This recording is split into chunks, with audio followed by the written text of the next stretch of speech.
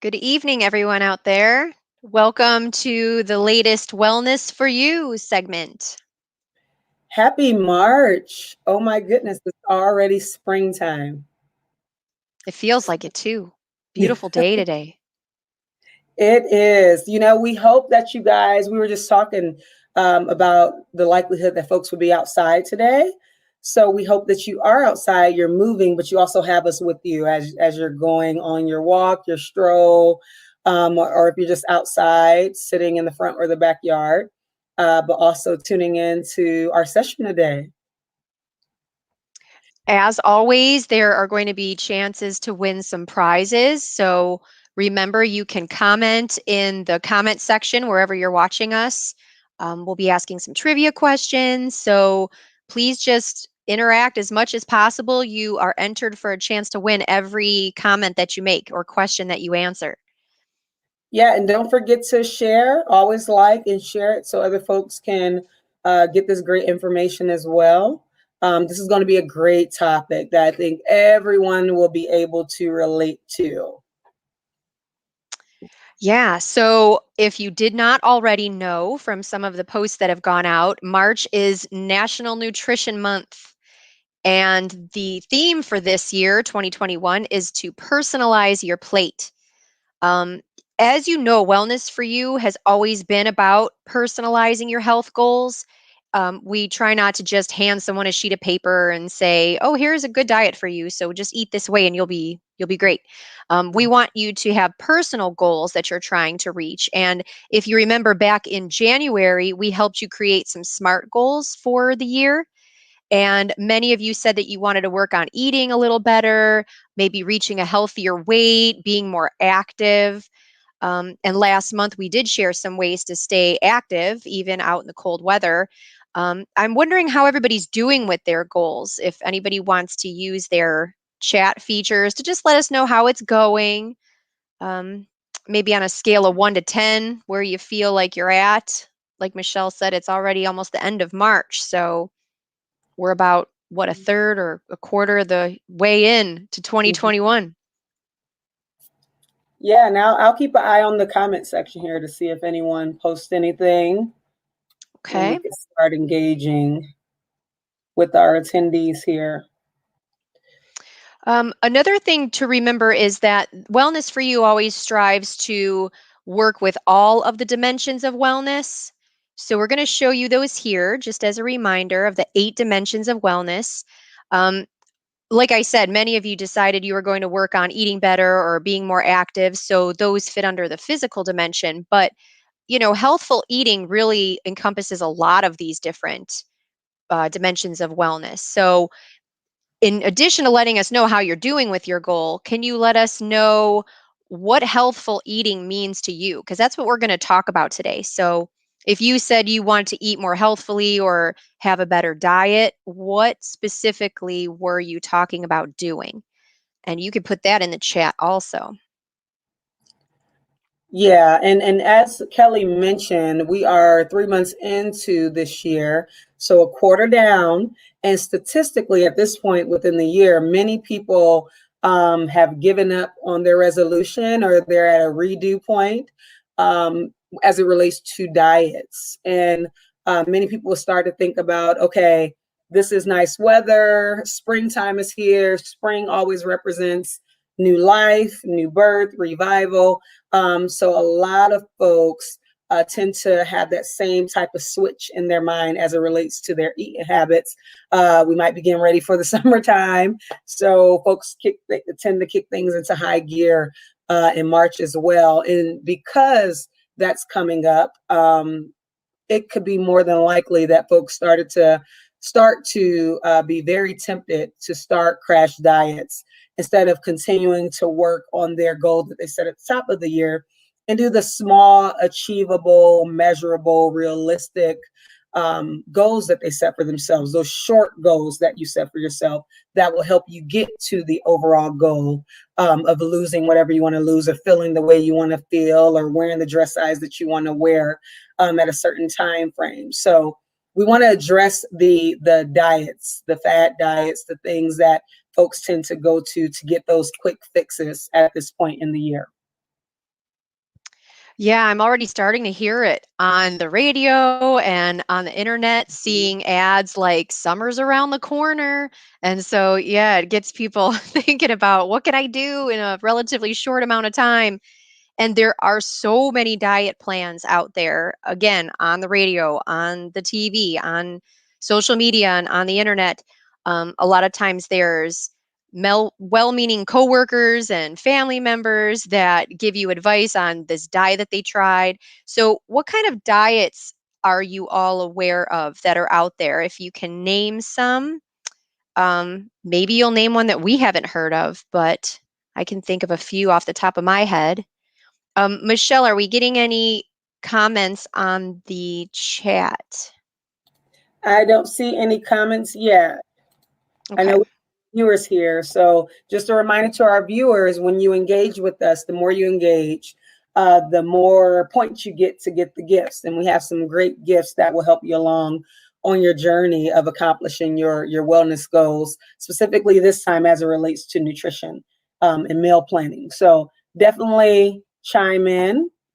Oh, I see Kate Lawrence. Kate Lawrence typed intermittent fasting. So she's heard about intermittent fasting. All right. That's a big one. That's That a is a that's one I'm getting a lot of questions about. Oh, I see um, someone said Weight Watchers. All right. Another popular one. Um, I mean, there's everything from the cabbage soup diet to paleo, um, slim fast, might be a little old school, but some of the meal replacement shakes that are out there. Um, we're mhm. getting plant-based diets, Yeah. Let's see here. Kate says she lost 40 pounds this year doing intermittent fasting. intermittent fasting. Okay. We'll definitely address that, Kate. And congratulations on your weight loss. No one's mentioned Atkins. That's a pretty, well, maybe that one's kind of fallen by the wayside a little bit, but Atkins, South Yeah. Beach, all of the low carb plans. Um, I mentioned meal replacement shakes, but there's also those like Jenny Craig, like the meal delivery Hmm. systems, not to be confused with like HelloFresh or some of the food delivery systems, but where you get packaged meals. So Hmm. that is a type of diet. And I see that when you mentioned about Atkins, and I think you also mentioned about what did you say the Mediterranean diet? I said South Beach, but I'll be Mediterranean is a Yeah, type of diet too. Mediterranean. And so I know once keto came along, keto and paleo, those other two kind of got overshadowed by keto and paleo, just with the trend over the Hmm. past 5 years. So that could be why we don't hear as much about Atkins as much as we used to. Kate also responded, and Megan, hi Megan. Megan responded, no carbs and too much protein. Kate responded, and I get to eat whatever I want on intermittent fasting. That Yeah, is unique about intermittent fasting. yeah. Oh, people are having some success with intermittent fasting. They're classifying it more as a lifestyle than a diet. Um, but that's an excellent segue into talking about what is a fad diet. Usually, fad diets are hyped up by the media. A lot of times, they have celebrity spokespeople that are helping to sell that diet. And most of these diets can produce some weight loss, but because they're fads, they're usually hard to maintain. And their names change over time, even though the plans are very similar. So, Michelle, like you said, maybe we were talking Atkins and South Beach. Now it's called keto and paleo, but it is in the same vein, like as Megan is mentioning no carbs and more protein. The plans are very similar, but it's just you're calling it by a different name. So it can be very confusing, even if you think you're an informed consumer. Again, you might just be scrolling through the internet and come across some information about a diet. But if the diet or the product sounds too good to be true, it most likely is. Weight loss is not easy, and it is a longer process than most people would like. There's very few fast ways to lose weight. So Mm-hmm. you're not going to find any pills or foods that magically burn fat, for example. There's no superfoods that are going to alter your genetic code or something. Nothing's going to melt fat while you sleep or are sitting on the couch watching TV. And also like supplements and some of these products that are on the market, they can be dangerous for some people. You don't really know what's in these supplements some of the time. So the reason all these diets do work, though, is they all create what we call a calorie deficit. What this means is that whether you're cutting out a whole food group or you're overemphasizing one group but eating less of another, even the intermittent fasting, all of those plans cause you to eat less food, less calories, and that's what generates the weight loss. But most of the plans are just really hard to stick with for the long term. So just remember what works for one person might not work for you. So you might have someone that recommends one of these diets that we're mentioning, and it may have worked for them, but it may not work the same way for you. Yeah, Kelly, those were great points, especially about the magic pills and things burning fat while you sleep. Don't we all wish that could happen? And I have taken, so I mentioned to Kelly quite a few times that I grew up since the age of, since growing up in church, doing fat diets was quite like the tradition in church. So cabbage soup diet, all of that, liquid diets, army diet. Back then we called it the Cleveland Clinic diet. You do three days Right. of eating a certain way and you can lose 10 pounds in 3 days. And quite frankly, those things work just like Kelly said for that time frame. But when you get off of it and you change back to eating normally, or how you ate before and you did not learn how to properly portion, it comes back. Unfortunately, I've done keto. Intermittent fasting is a unique one. So we can hit on that because that's not necessarily a diet. It's more about a time frame than anything else. But really quick, Kelly, we've been having quite a bit of engagement here, and I don't want to overlook the questions. So Great. we can address these really quick. Megan says, I'm always curious about the protein in Atkins. Do we need so much protein to be healthy? Short answer to that is you don't need so much protein to be healthy. You do need some. Protein is what our muscles are made up of. It's what a lot of our hormones and other internal body parts are made up of. And overnight, when you're asleep, your body has to repair everything that it's torn up throughout the day. And proteins help do that. So, proteins are definitely necessary in the diet. But if you're curious to know about how much protein a person needs in a day, what we do here is take your weight in kilograms. And the way you can get that is take your weight in pounds and divide it by 2.2, and it'll give you your weight in kilograms. And in general, we say like a gram of protein per kilogram of body weight. So if a person weighs 70 kilograms, then we would recommend somewhere in the neighborhood of 70 grams of protein in a day. And a lot of these high protein diets are only high protein because they're cutting out all of the carbohydrates, and you still need to eat something. So they're promoting things like meats and the higher protein foods. But it's not necessarily good for your kidneys to eat excess protein either, because your kidneys are responsible for filtering all that excess out. So you're just making your kidneys work a little harder when you eat way too much protein. Mhm. So I hope that answers her question. Yep, she says, thank you. Very helpful smiley face. And now we have Kate Lawrence. She says here, let me see if this was a question or just a statement. Oh, she mentioned that, let's see, the intermittent fasting, it fixes insulin resistance in most people, and it's free, just the cost of what you are eating anyways. So it sounds Mhm. like Kate has had great results off of intermittent fasting and that she found great benefits in it for her. I think the key here is that we don't go into that cycle of what did we used to call it, like yo-yo dieting. So you do intermittent fasting for a little bit and then you go back to eating the way you did before, because that's when the weight comes back, the behaviors come back. And then you try to go back into it to lose that weight again. So if you could find a way, I'm glad it worked for you. 40 pounds is amazing. That's not easy at all, no matter what you do. But if you find a way to continue to do that, because again, intermittent fasting is more about a time frame. So if you're doing the 16-8, 5-2, I think it's like a day where you don't eat anything. We don't recommend that. But if you're just trying to stick into a time frame, like 16 hours of not eating, 8 hours of eating, I mean, realistically, that's 9 to 5. So it really works when you aren't eating late, right, Kelly? Because we talked about that. A great Hmm. benefit of intermittent fasting is if you're eating before a certain time frame. Like, remember the old recommendation used to be eat before 6 o'clock or eat before 7 o'clock. Don't go to bed on a full stomach. You're overworking your body while it sleeps, allowing your body to metabolize and work things through.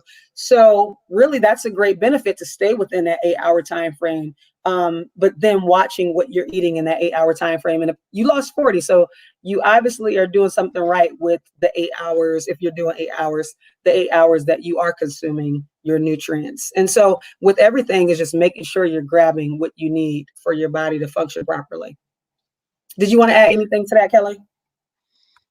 Well, I was thinking about how lately I've been talking to people about their diet, meaning everybody has a diet. Like I'm on the Kelly diet, right? Because I eat what Kelly likes to eat and I know how to make healthy choices. So maybe I choose healthy foods within my diet, but what I eat is my diet. So in a sense, we're kind of all on a diet already. It just could maybe use a little tweaking, a little help from time to time. And something like intermittent fasting is great because you can eat what you still like to eat, like Kate mentions, but you're just fixing the time frame. And what we know about intermittent fasting, in addition to its benefit for blood sugar or blood glucose and insulin, is that most people will eat a breakfast, a lunch, and a dinner and have met their nutrient needs for the day. They've met their calorie needs for the day. There's no need to eat more. But then, when we've all done it, you sit in front of the TV or the computer and you're kind of getting involved in a show or something and you start snacking. And we're Mhm. not necessarily snacking on celery sticks or something. So now these snacks that we're consuming late at night, first of all, are pushing us over our calorie needs for the day. And then they're also on board when we go to sleep at night, and our metabolism just can't work on them as efficiently while we're asleep. So that's another great thing about that intermittent fasting. It's you might call it intermittent fasting, but if you're simply just cutting off your eating time or shrinking up that window in which you're eating, it's a little easier to control your calorie intake that way. So, but there's no need for within that window to be following any kind of like fad diet because like we said there's no magic food, there's no magic combination of foods or anything like that. It's really about calorie needs and getting the nutrients in. Yeah, thank you for that, Kelly. That was great input, great insight. I think it is time for our first trivia. You guys keep the questions coming. This is a big topic, and this is something that everyone, I don't know not one person that have experience or have questions around dieting and fad diets. And I am glad that you explained what a diet is, and it's just what your food is made up of, what your plate is made up of, the food that you choose to eat, and you just want to make sure that it's more nutrient dense than anything. So thank you for explaining that. The fad comes in when we do all of these yo-yo diets, these yo-yo cycles that we go in. So trivia time. Trivia means gifts. Trivia So time. So this was a little abstract. I'm interested to see if anyone knows the actual name of this individual. Horace Fletcher was a San Francisco art dealer. He claimed he lost more than 40 pounds by chewing each mouthful of food 32 to 80 times before swallowing it.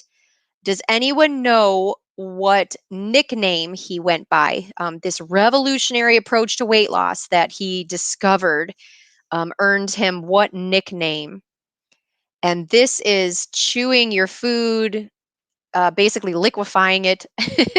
And this conjures up this memory. I remember being very young and my mom having what looked like a pager but it was like just this little machine, this little box that had a little light and it would beep and it would like beep and beep. And I didn't know what it was. And then she said, "Oh, it's like a chewing, it's a diet thing. And I'm supposed to chew in time with the beeps."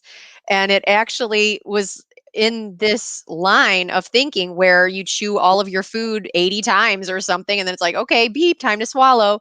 And I mean, it's kind of ridiculous looking back at it now because you're still ingesting all that food. You're still consuming the food, whether it's liquefied or not. Yeah. But Mr. Horace Fletcher, I think, popularized this type of diet. Does anyone know what his nickname was? This is a tricky one. I had to Google. I've never heard of him, so I had to Google it. So let's see. If anybody guesses this, I feel like they should get 2 gifts because It may be. this is a unique raffle question or trivia question. All right. I wonder if anybody's looking it up on the on the side. All right. Well, let me tell you a little bit. So, like I said, Horace Fletcher was an art dealer in the San Francisco area.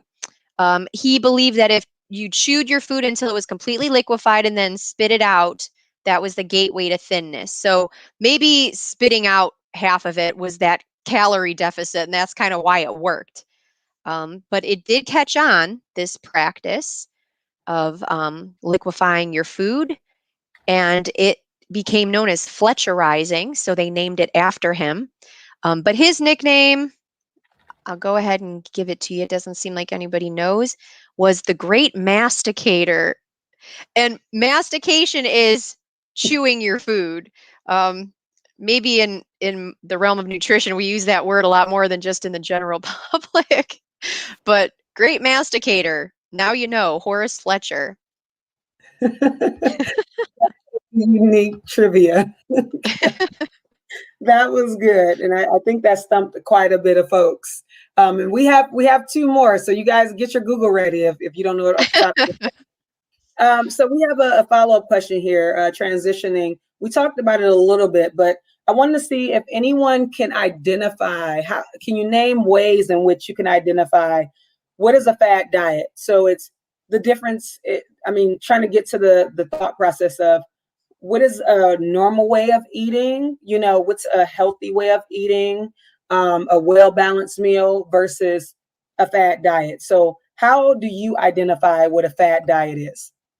If you can name, just throw out some things that come to the top of your mind, and I can see if it's in alignment with some criteria that we use to identify what is a fad diet. Let's see if we get some folks to respond. Yeah, based on some of the things we already talked about, are there any like red flags that you guys would think would signify, oh, this is probably a fad diet? Let's see if we get any responses here. How do you all identify what a fad diet is? There's 5 ways, so you have 5 chances to get an answer right. Yeah. Let's give them a little bit here to see. Oh, I think I got some. Oh, let's see here. Eating just vegetables. Yeah, I call that eating like a bunny. Bunny Eating food. Yeah, just I get that a vegetables. lot. You want me to eat like a rabbit? I remember I asked my dietitian that a long time ago. Yeah, so Anything limiting your diet to just vegetables or a diet that encourages you to eat nothing but vegetables. That's a good answer. extremely strict and limiting. Let's see here. Kate says anything that is eating the same exact thing every day of your life. That sounds boring. Miserable, right. Yeah, like what type of spontaneity is there? So eating the same exact thing. That's how I feel like she typed it. You're eating the same exact thing every day of your life. Yeah, just like some people do find it when you are first starting to change your behaviors. It's easier to stick to like kind of the same routine things until you get into your flow. But for the rest of your life, no, ma'am, I need some variety. I need some variety. Let's see here. Those are great responses so far. Yeah. Anyone else? That response made me think of those meal replacement shakes that are out Oh, there. That's a pretty good indication that it's not something you're going to be able to do for very long because, I mean, how long can you just drink the shakes? the shakes. And I love some milkshakes and chocolate shakes, but when I was younger and the church folks, they would go onto their slim fast diets. I did not want to see a shake, not one more day in my life. And they weren't tasty back then. I think they've improved over the years, but I could not stomach Slim Fast anymore. Or we did the grapefruit diet. I was like on strike from grapefruit for a very long time after that. I couldn't stomach it anymore. Let's see. Madison says, someone saying that you will lose weight immediately. Yeah, that's the biggest red flag, that you will lose weight immediately. I mean, it's one of the bigger red flags, because that means you're going to do something extremely quick. You're going to do something extreme to get that extreme result. Hmm. And when you do extreme things, life isn't like that. So you might have enough umph to do that this time, but to keep up with that extreme measure and those practices for the rest of your life, it's highly unlikely. Not impossible, but it's highly unlikely. So I think we have some great responses. I'm going to start reading down the 5.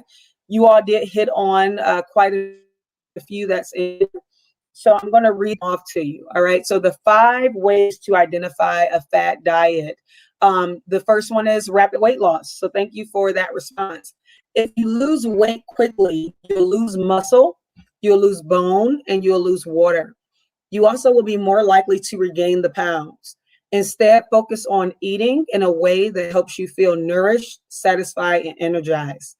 So again, when you do extreme measures, taking things out that your body needs to function properly will only do you more harm than good in the long run. Another way to identify a fad diet is based on quantities and limitations.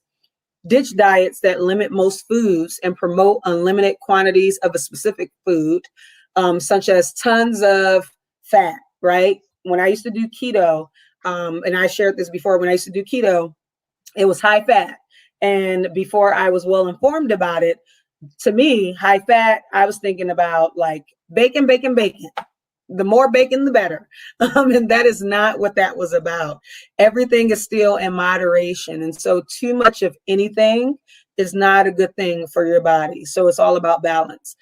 So again, too much or the promotion of unlimited quantities of a specific food, such as grapefruit, which I just spoke of a little bit ago, or cabbage soup, is not great for your body system. And it is also boring to eat the same thing over and over again and hard to stick with those type of plans. So Kate, you hit on that, eating the same thing every day. So you definitely touched on that. Avoid any diet that eliminates or severely restricts an entire food group or macronutrients such as carbohydrates. And to be quite honest, it's very misleading when people say no carb, because carbs are in everything other than water. Unless the water has flavor in it, then carbs is in that. So you have carbs in your vegetables, you have carbs in your fruit, you have carbs in your meats, depending on how they were produced. You definitely have carbs in your pastas and your breads and potatoes and things of that nature. So it's very highly unlikely that you can eliminate carbs, and your body needs carbs. It's just the type of carbs that you fuel your body with. So stay away from anything that tells you to eliminate a food group, because you'll do, again, your body more harm than good in the end. Even if you take a multivitamin, you'll still miss some critical nutrients. So just keep that in mind. Specific food combinations. There's no evidence that combining certain foods or eating foods at specific times of the day will help you lose weight. Eating the wrong combinations of food doesn't cause them to turn to fat immediately or to produce toxins in your intestines, as some plans claim. So it's really, I mean, you gotta do like your own dive in a little bit deeper into the research that you read or into the claims to actually see what the studies say, because you'll be on this roller coaster of just following the latest trends, if not. Because if you see like 1 minute is keto, 1 minute is paleo, 1 minute is Atkins, 1 minute is Weight Watchers, and all of them have some great benefits, but you want to take away the good stuff from all of these fad diets. And essentially, it's making sure you get your body what it needs. The fourth one is anything with rigid menus. Limiting food choices, again, or following rigid meal plans can be overwhelming and distasteful. It can be. With any new diet, always ask yourself, can I eat this way for the rest of my life? That's a really logical question to ask yourself. Can you eat this way for the rest of your life? If the answer is no, then the plan is not for you. Now, that is a caveat, because if you are eating fast food all the time, you don't want to eat that way for the rest of your life either. No matter which way of eating you choose, you're going to have to it's going to have to cause you to be disciplined. So you are going to have to turn your plate down to some things, especially at certain times of the day, certain quantities of food. If it's too much, it's not good for you. So you don't want to eat pizza and, McDonald's for the rest of your life, but you don't want to eat for their life. So, it's definitely balance there. Anything that claims exercise, you absolutely need to get moving, because your body rely on that. Okay, rest is essential for good health. The key to success is time, physical activity you enjoy, and 100 minutes each day. So for you to be able to run through the day, do insanity, do P90X, that was in my case. I don't do it anymore. Now, right now, I might one day. So right now, I prefer to have these breaks throughout the day. Okay, I prefer to go swimming, or if I can find a trampoline, I want one really bad, I'll jump on that. But I don't have it in me to run a marathon like I used to. So doing strength building, or building your strength using whatever you have in your house. Those are ways to get active, doing things that keep your body going, along with making good choices with the food that you eat. So those are 5 ways to identify a fad diet. Do you guys have any questions, comments, feedback, concerns about those five ways to identify a fad diet? Or are you in agreement with them? You guys can respond in the comments section. And they were on the right track with Yes. thinking about, okay, what would a fad diet look like? So Yeah. great job. Yeah, so while you guys can chime in if you want in the comment section, I'm looking over to check on it. We have another trivia question, and this is another one that is very challenging, but it's a good one because I had no clue what the answer was. Legend has it that William the Conqueror, desperate to lose weight, created the first fad diet, which consisted of drinking nothing but this. This was very like, whoa, really? So again, William the Conqueror. Google William the Conqueror. I just want to see if somebody can get this. He was desperate to lose weight, and he created the first ever fat diet. And it consisted of drinking nothing but this. I can imagine a couple of our colleagues guessing this off the top of their head. All right. And this is right in there with one of the 5 ways that you identify what a fad diet is, because this is a very rigid plan. And he's limiting most foods and just allowing one thing. So talk about a fad diet. Oh my goodness. Let's see. I'll give them about 30 more seconds before we spoil the fun here with the answer. I mean, it's a liquid, it's a fluid, something he's drinking. Okay, here we go. Got some answers Oh, coming in. so close. So close, Kate. Let's see here. So close. I mean, it's in there. So I guess that is the answer. Yeah, I think Kate got the right answer. Yeah, I mean, yeah. Alcohol. That's the answer. Alcohol. William believed if he gave up food in favor of drinking nothing but alcohol, he would eventually wake up one day and be thin. That's something. And Well, a plan like that would work to some extent, because, if you need 2000 calories a day and you're just drinking alcohol, and you drink 1000 calories in alcohol a day, well, you're going to lose weight. You're not consuming enough calories. But there's nothing about alcohol, or any other drink for that matter, that causes weight loss. It's that calorie deficit again. That's And right. and we'd be a real mess if a lot of people were following this diet. Yeah. And Kate said, except for his fatty liver. Right, cirrhosis happening probably for him. My goodness. Oh my goodness. Let's see. Oh, I have to finish reading this because it's kind of funny. What we do know is that William, who was still significantly overweight, died after falling from his horse. History does not mention that he was tipsy at the time. So it didn't work. He fell off his horse, and chances are, still doing 100% that diet. Oh, Okay, Michelle's delirious. no, I laughed so hard dropped my mouth. That was hilarious. I needed that laugh today. Thank you for that one. Okay. Thank you guys for contributing to that trivia. That was a good one. Yeah, Kate, congratulations, Kate. yeah. So we're still in National Nutrition Month. We got a couple weeks left. It is not too late to get back on your horse and start to work on those resolutions and those SMART goals that you set a couple months ago. Um, a lot of what we do in National Nutrition Month, it seems like it focuses on that physical dimension of wellness. But remember that your diet has an impact on your emotional wellness. It can have an impact on your financial wellness, your social well being. So, what we're really emphasizing here for National Nutrition Month is to personalize your plate. That's exactly the opposite of following a fad diet. Everybody's plate is going to look different. So we're going to talk about how to do that. And there are wonderful handouts that we've made available to you. They're on our website, on the NFP website under the Wellness tab, as always. And there should be links on the Facebook post or the YouTube post that you're watching us on today, just to provide a little summary and a reminder if it's something you want to pull up on your phone as a reminder or stick on your refrigerator or things like that. But what we want to emphasize today are ways to reach and maintain that healthy weight with a plan for lifelong health, not something that's just a short term fad.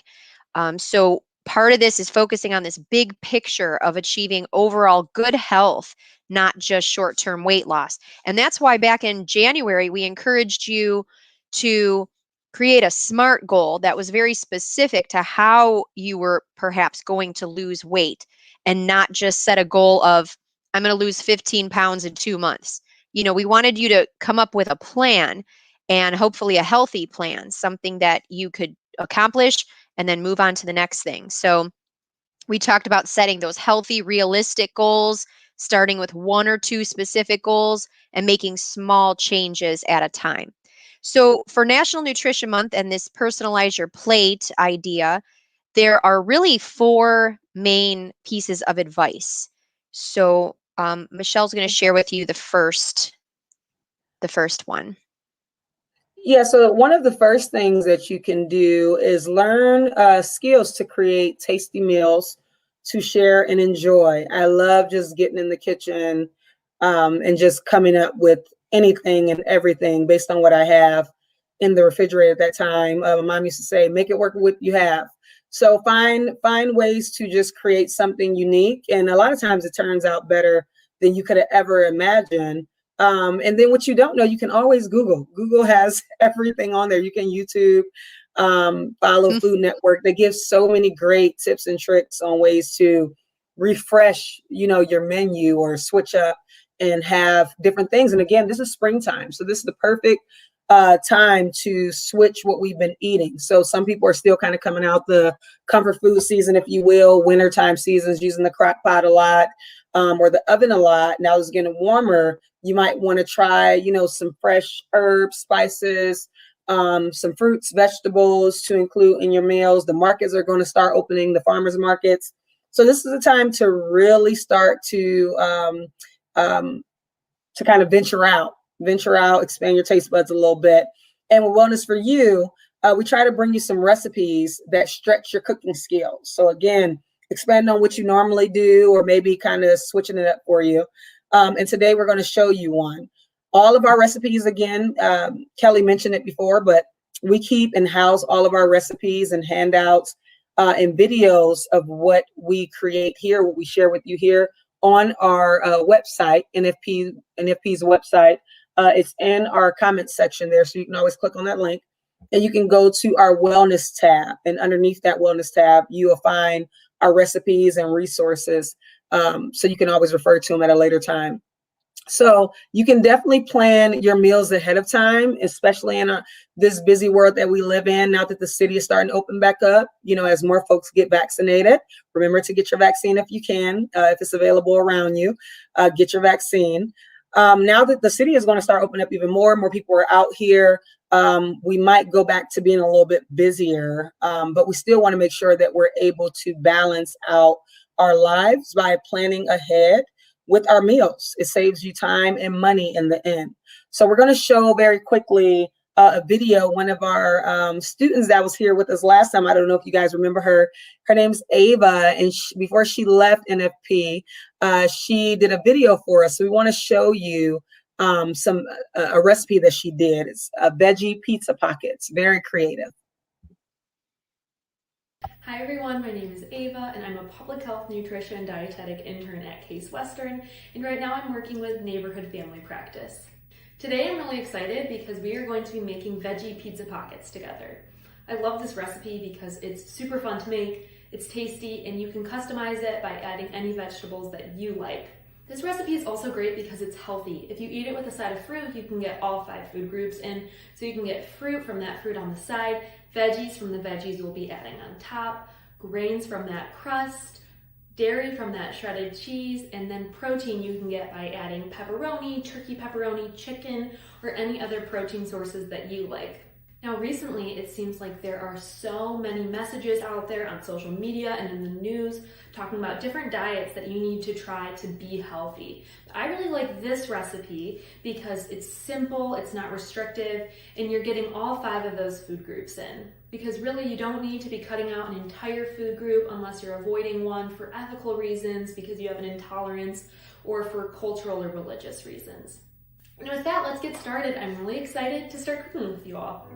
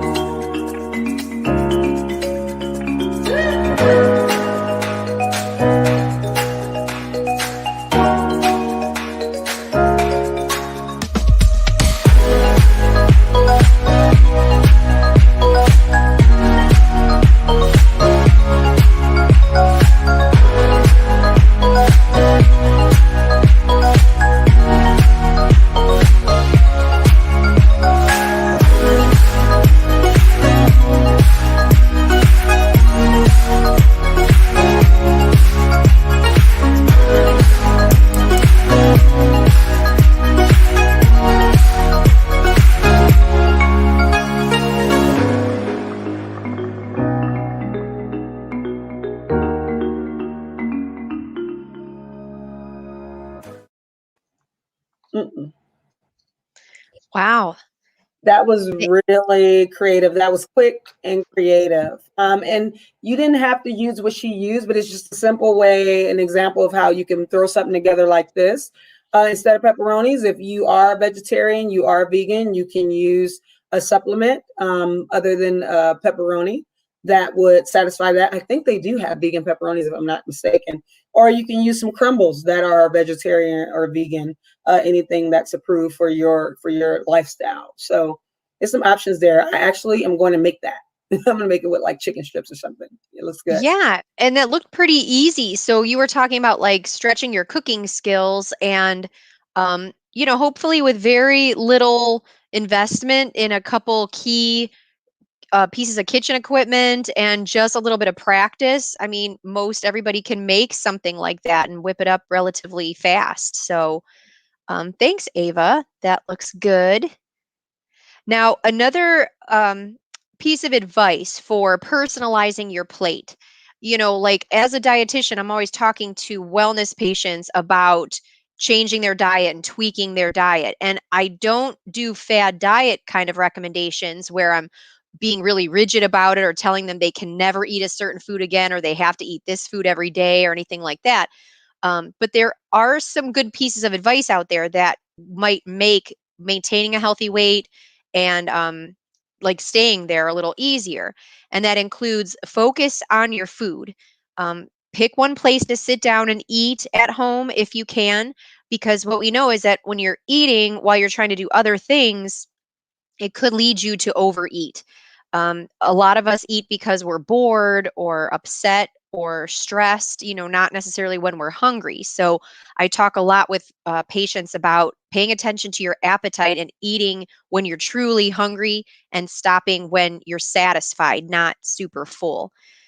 Some other things that work to kind of cut back on those calories without having to go on a crazy fad diet are use a smaller plate.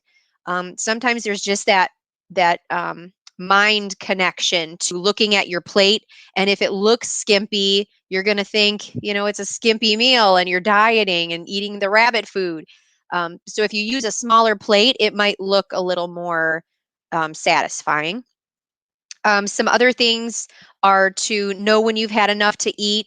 So again, paying attention to your appetite and knowing what your level of satisfaction is, where you're not overfull. And part of that goes back to that, like eating a little slower if you can and focusing on your meals. Trying not to eat in the car or over the kitchen sink or something like that. Like enjoy your food. This is your personal plate. These are things that you like to eat. You're going to create that veggie pita pocket, that pizza pocket with veggies and foods that you like. So you want to enjoy it. Um, it takes about 20 minutes for your brain to know that it's eaten something and your stomach to register that you have food in it. So if you scarf your meal down too fast, you're likely to go over. So slow down, let your brain catch up, let your stomach catch up, and let your metabolism kind of do its thing. We're all born with the ability to know when it's time to eat. Our bodies all are different, but they tell us that it's time to eat, whether you get a grumbly stomach or you get a little irritable. I'm sure most people that you work with or that you live with can know when you're getting hungry. Um, so listen to your body. It'll tell you when it needs more food. And that's a really good sign that your metabolism is working efficiently too.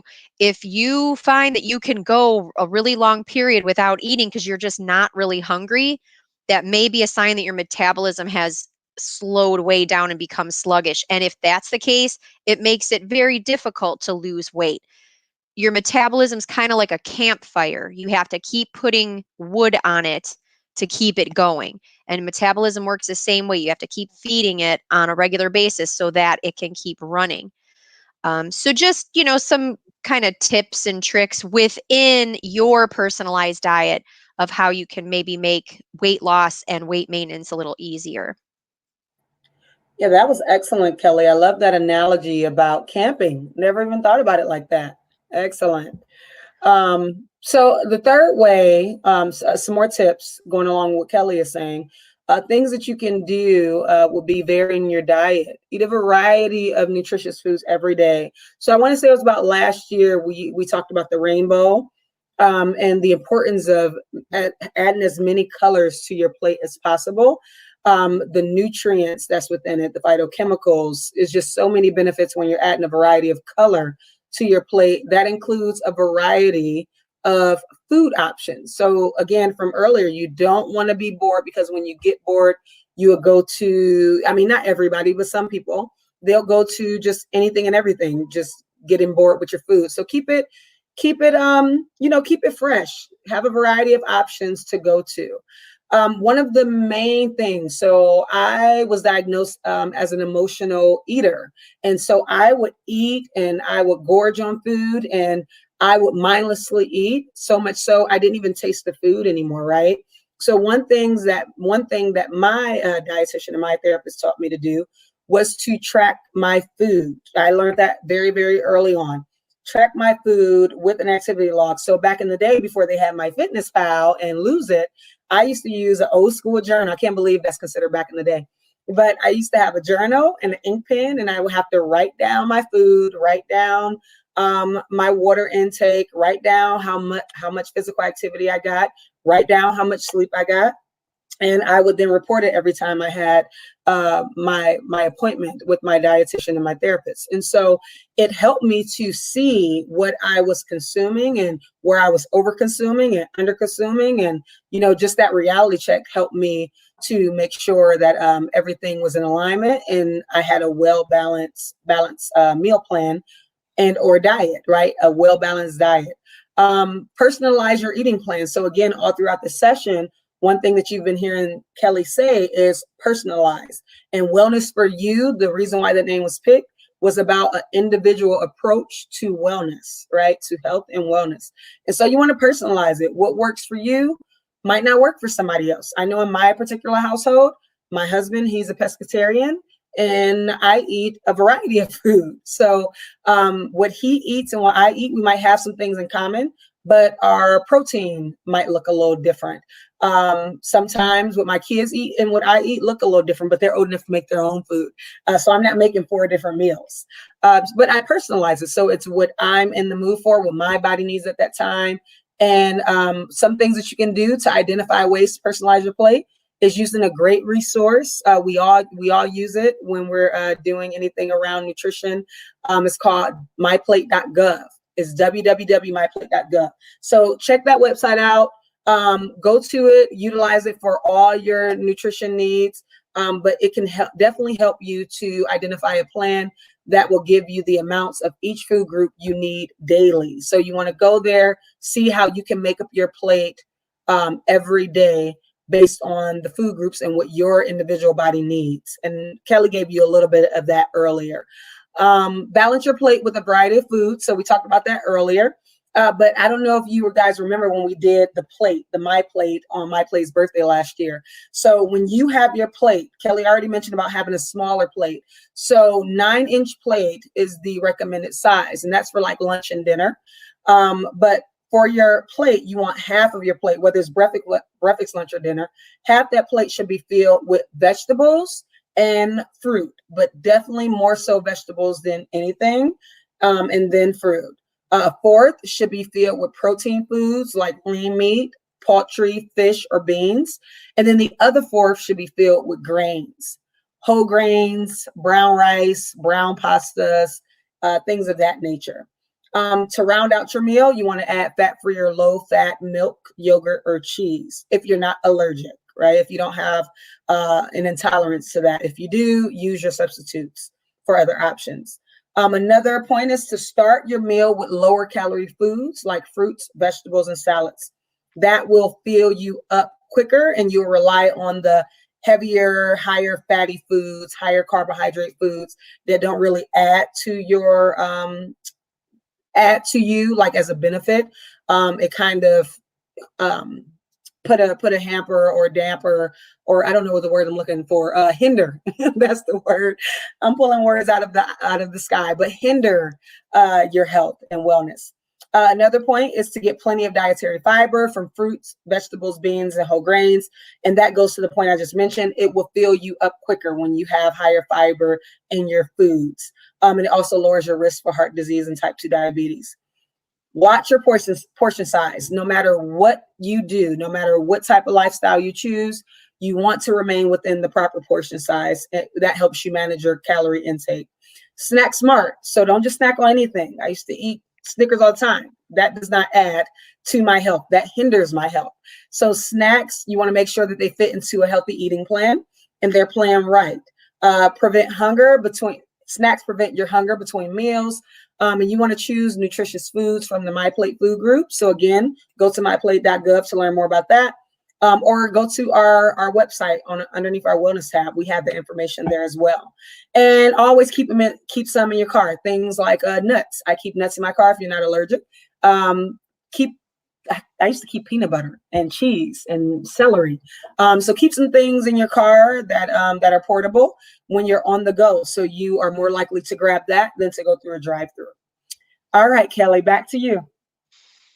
All right. Yeah, I mean, that's all really great advice. And when you think about it, it's very basic advice. It's sticking with 5 food groups and reasonable size portions and things like vegetables for fiber. So it's nothing crazy. It's nothing fatty.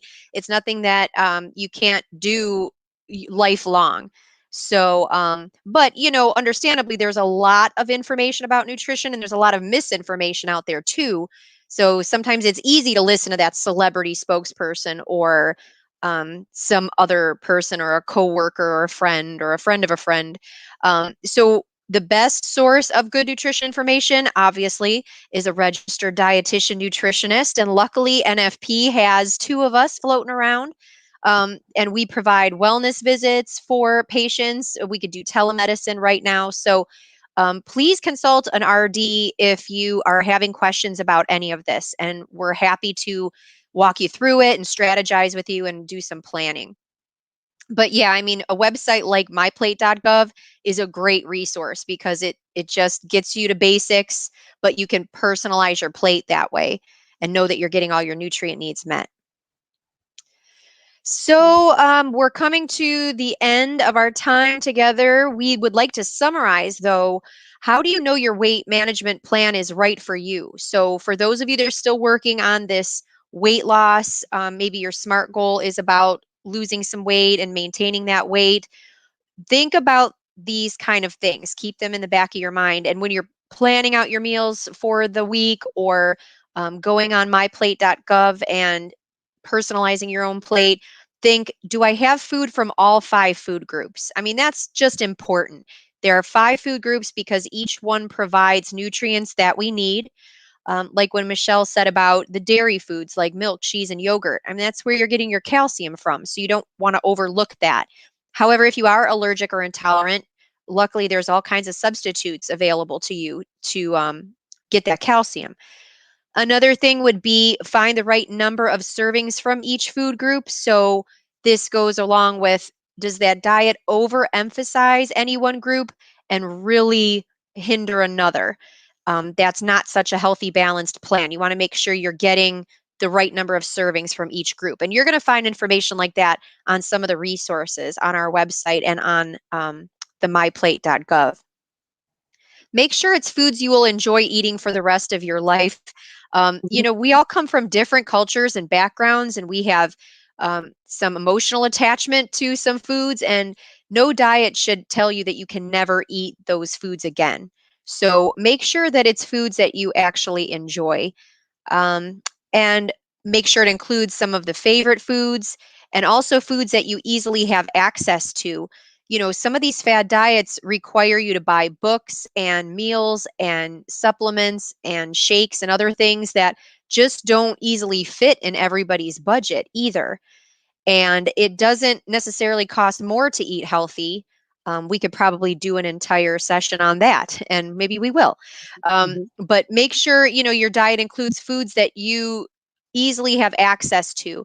We have a really great resource about putting together healthy meals with foods that you would get at the dollar store. So if you live in what we consider a food desert, meaning you don't have like a supermarket within walking distance or readily accessible, and so you're limited to buying your groceries at like a dollar store, you can still put together a decent meal, a healthy meal that way. And then make sure that foods fit not only your budget but your lifestyle. Many of us are still working from home and maybe not leaving the house as much as we used to, so um, maybe we're ordering out more often, or maybe we haven't ordered out very much at all. But whatever your schedule needs in a diet, make sure that the diet that you're following fits that schedule and that lifestyle. And I can't not say this, but get regular physical activity and exercise. We focused on diet a lot today, but if you think back to last month, and that was just last month and it was so cold out, but we gave you some examples of ways to stay active and get that physical activity in no matter what the weather is. So just make sure that that's always worked into your plan too. If you can carve out that 15 or 20 minutes a day to just get moving, that should be part of your diet in a sense too. So we're still open for questions. If anybody has any questions or any other feedback, especially about what we just shared with you, if there's anything that you've had success with and it fits within this personalizing your plate, let us know. But we do have one more trivia question too, for those of you that are still with us. Can I talk about it? Okay, so in the early 20th century, what tiny parasite was sold in pill form, promising weight loss for anyone brave enough to digest it? This is so yucky. But, I mean, people are desperate to lose weight sometimes. And if you have that background of yo-yo dieting and just frustration with not being able to lose it in the first place or keep it off, um, there are measures that seem ridiculous to us now, but there are people that will try just about anything to lose weight, it seems. So, what was sold in pill format back in the early 20th century as a promise to lose weight? Oh my goodness. Oh, Kate is on it today. How did you know that? How did you? So she guessed tapeworm, and that is right. The weight loss industry did market pills containing sanitized tapeworms because it's important that our tapeworms are not contaminated. But they put those on the market in a pill form to help women lose weight and stay thin. So, and some of these diets too, and I'm not going to pick on any in particular, but well, it's going to be kind of obvious when I say this, but a diet that forces your body to create ketones, for example. In the diabetes world, ketones are not a desirable thing to have in your blood. So we test people with diabetes when their blood sugar is really high to see if they're making these ketones. The more those things bounce around in your bloodstream, they can cause damage. They're very acidic. So it's not really a state you want to be in. In fact, ketones can be at a level in your blood that causes coma. It's called diabetic acidosis. Acidosis. So, a diet that tells you that it's good to be producing ketones and having you test for stuff like that. That to me is very similar to like this tapeworm thought. I mean, nobody wants tapeworm, so why would you swallow a pill containing a tapeworm? But like I said, it's just that desperation, and it's in the marketing too. If it looks good and there's a celebrity, a very thin celebrity promoting it, it makes it very tempting to try some of these things. But just keep those 5 red flags in your mind. And if any of these diets that you're hearing about or seeing promise any of those 5 red flags, there's probably a better plan out there for you. Yeah, I have to say today's session, I feel like we could go on. We can have a few of these sessions like a follow-up. So much to talk about as it relates to fad diets, breaking it down. I think we covered so much ground here, but I feel like we'll definitely have some follow-up sessions throughout this year because nutrition is just a major part, and there's so many, like you said, false truths, if you will, but misconceptions about nutrition and the way you put your plate together and how things work in your body.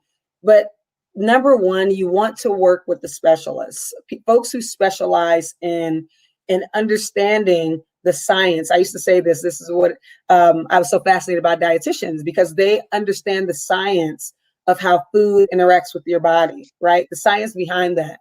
And so you want to work with someone who understands that instead of every type of marketing and promotion that you see out here to kind of entice you to do these quick fixes just to come back a year later and you're like, oh my goodness, I don't know how I gained 60 pounds.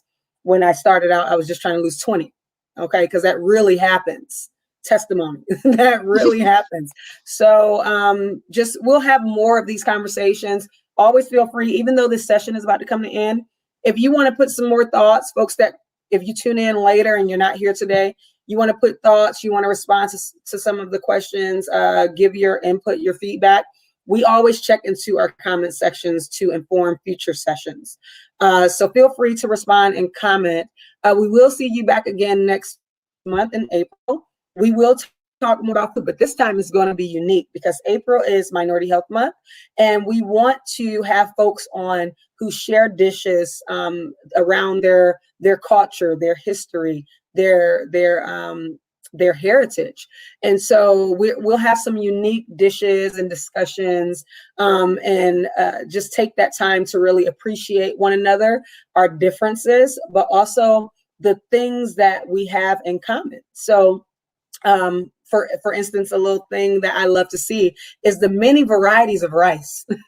There's so many different varieties of rice across cultures. And so I love to see unique ways in which people utilize that one universal food product. So again, tune in April, Minority Health Month. More to come on that. And if you're interested in sharing your recipe with us for that month, feel free to send us a message, and you can respond to this comment section here, and we'll be sure to reach out to you and see about including you in our next month's sessions. All right, so you guys take care, stay well. We hope you try some new things. If you haven't done so already, join us on our Wellness for You Facebook page, or Facebook group page, and you can share some things there. We stay engaging with folks in between these sessions. Kelly and I, we share some things that we do at home with our family and our community, with some unique dishes that we create, and just things like practical things you can do to stay well every day, so you don't have to depend on fad diets, quick fixes, and things that just keep you in this cycle and on this roller coaster. Yeah. So thanks so much, everybody, for tuning in and for participating today. Great trivia answers and feedback about diets. And yeah, we'll see you next month with your personalized plate. Maybe we could feature some people's personalized plate with some of those foods that you thought maybe you could never eat on your diet. We'd love to see recipes for some of those things. So, Yeah. You guys all take right. care of yourselves. Enjoy your Wednesday. It's still some sun out there, so go for a walk and take in the fresh air. And we'll see you on our Wellness for You page. Bye, everybody. Bye.